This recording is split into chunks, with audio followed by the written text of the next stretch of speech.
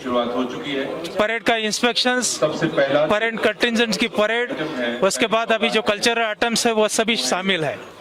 अनोखा एक जो भी तैयारियां हैं उसका जायजा लिया जा रहा है।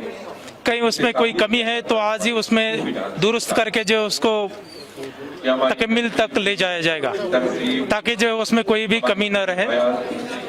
हमने प्रयास किया है पिछले 9 तारीख से जो है यहाँ परेड का रिहर्सल हो रहा है। उससे पहले जो हमारा खुनमो है, खुनमो में जो पुलिस इंस्टीट्यूट है उसमें ये हुआ था, तैयारी हुई थी परेड की।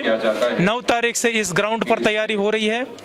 कल्चरल फंक्शंस की भी जो तैयारी जो है हमारा रविंद्रनाथ टैगोर जी जो हॉल है उसमें हो रही है पिछले 1 हफ्ता से ज़्यादा के पीरियड से। तो मुझे उम्मीद है कि बहुत ही अच्छी तरीके से जो है हम परसों के दिन योम आज़ादी अच्छी तरीके से सेलिब्रेट कर सकेंगे।